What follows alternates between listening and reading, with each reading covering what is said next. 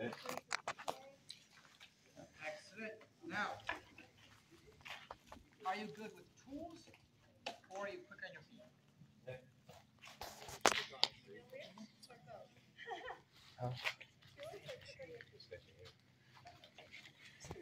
Well, then, sir, if you join me up here. It seems to have to do with what two cannoneers. So I'm going to place some basics, all right? You are going to do the run, lob the cannon. With 2 men, the absolute minimum number we are authorized to have running this gun, well, we still have a manual for it. First things first, you step up, take the sponge, and stand next to the axle. That's going to be the black pivoting part of the wheel. Excellent. Stand right here and look downrange.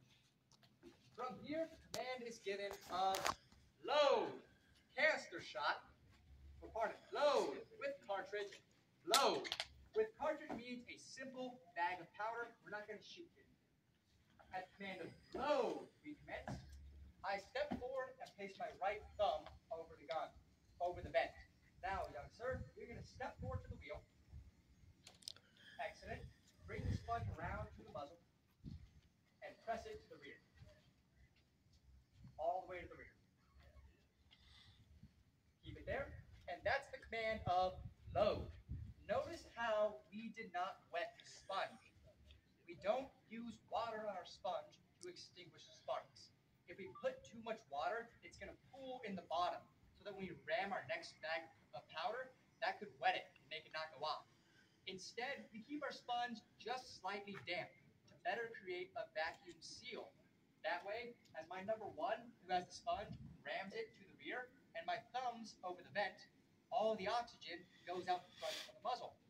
Now the command of sponge is given. Swirl it around. As he swirls it around, he forms a vacuum.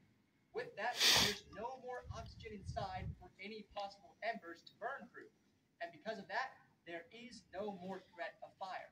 Take it out, flip it around, and now rest it here upon the axle. Yes. Now, as my recruit sets it down, you can just set the sponge on the ground there. We're now going to run to the rear box there. And inside will be the cartridge. That is going to be a plain, simple brown bag. We keep it locked. That way, we don't end up with any accidental discharges. Not that brown bag, the other brown bag, the small one. Might you show it to everyone? That is half a pound of black powder. That is the powder we use inside this can here. Now, just walking with it in your hands is a bit dangerous, isn't it? So hold it close to your chest and lean slightly over it. And now reapproach the gun. The haversack my runner pulled out, we're going to use that only during inclement weather. That way, we don't accidentally have any possible fire.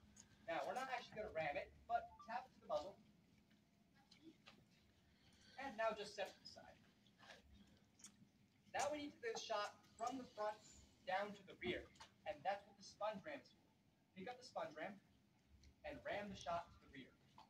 Yes. Now, look downrange. That way, if it goes off, you don't blind yourself.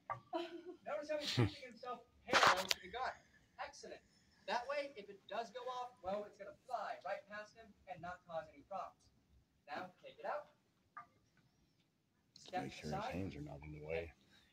Place that up on the horse and join me at the tailpiece. That stool right there. Stand to the tailpiece, and now I'm going to take this brass wire, punch it inside the bag, and with that, we now have, actually, step to the wheel real quick. I skipped a step. We punched a hole inside the bag of powder, and now it's pinned in place. We've got to get the shot we've got to get the cannon from here into battery at the port. So, by hand to front, march. Grab the wheel and help me roll it forward.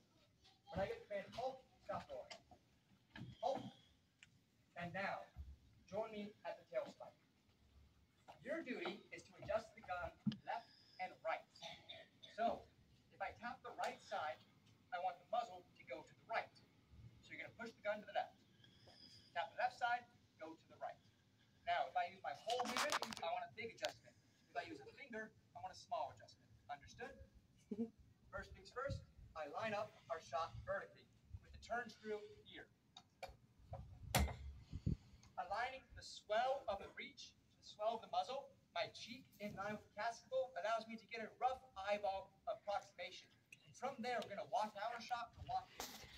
We should be close enough. So, push to the right. Yep. Just give it a shot. And ready. This means that we're aimed and ready to fire. Step forward, back to the wheel. Look at the muzzle. And with it, I take out a friction primer. A lanyard, attach the friction primer to the lanyard, and beneath the wax section is going to be a match. Inside the copper tube is gunpowder. We place it inside the vent, step to the side, and at the command of fire, I'm looking downrange to judge the effect of my shot. Fire. I lean forward, and it cools the primer. This ignites the match inside the copper tube, ignites the gunpowder direct beneath the match, and our gun is going to recoil about 3-4 feet to the rear. Now, take the sponge ram, we sponge it again, and with it, we can quickly load and fire this cannon with just 2 men in about 30-40 seconds. If we had all 6 men, though, 1 man